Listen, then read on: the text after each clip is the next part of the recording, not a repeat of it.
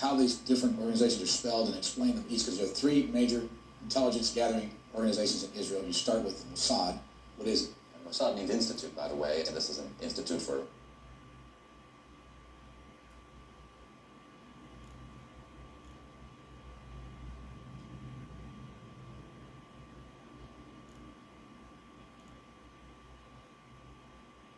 Melman, co-author of the new book, Every Spy a Prince, The Complete History of Israel's Intelligence Community. Who was Eli Cohen? Eli Cohen was an Israeli spy who penetrated the high echelons of the Syrian government in the early 60s, and he provided Israel with the best information available. What was so different about his intelligence activities? What made his story so famous?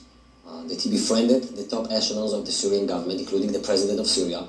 He became a friend of Syrian Air Force pilots, and he provided the information to Israel, and it helped Israel to win the war, the 6 Days War in 67. And later on, he was arrested and hanged by the Syrians. So he's dead? He's dead, yeah. How did he do it? Well, he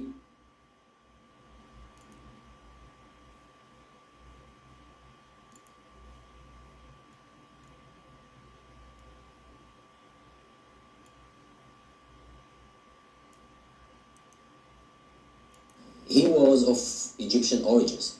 He was born in Egypt as a Jew. Later on in the early 50s, emigrated to Israel, as many Jews do. Recruited by the Israeli intelligence, by the military intelligence, later on by Mossad. Trained by them. Received a new identity from his Israeli handlers as a Syrian trader, and he went,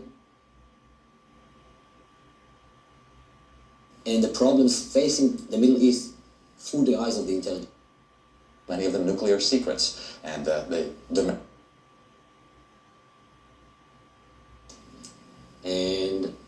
mistakenly in July 73, in a small town called Lillehammer in Norway, the Israeli hit team killed the wrong person, a poor Moroccan waiter. That was some of the Israeli agents were arrested by the Norwegian police. That was the colossal mistake, the most embarrassing mistake of the Israeli intelligence. Other mistakes? Oh, well, the 1980s is really the troubled period. Not trying to dwell on them, but finding an important pattern that occurred as political control became less effective. So the invasion of Lebanon in 1982, a decision made, of course, by Prime Minister Begin and his then Defense Minister Ariel Sharon to go into Lebanon, clear out the PLO, but based on faulty intelligence. The Mossad's belief that it had formed a wonderful partnership with the Christians of Lebanon, that they would fight alongside the Israelis, and it didn't happen that way, and Israel really paid the price for that. Israel's involvement in Iran-gate. Israelis told by their prime minister to take part in the effort to sell arms to Iran, do the Americans a favor, it'll do us a favor.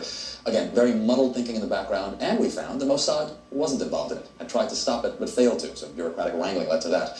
A nuclear worker, Mordechai Vanunin, worked in the Dimona nuclear reactor, went abroad, sold many of the nuclear secrets, and the domestic security people, Shin Bet, that's the equivalent of the FBI, shouldn't have let him leave the country with his photographs of the reactor. In the end, by the way, the Mossad had to save the day, sent a female agent, if this sounds familiar now, to London, lured him, another honey trap. Vanunin was lured abroad to Italy and kidnapped, chained by the Mossad and brought to Israel. So in the 80s, again, it was a matter of damage control. Oh, and one last one, the Shin Bet again, that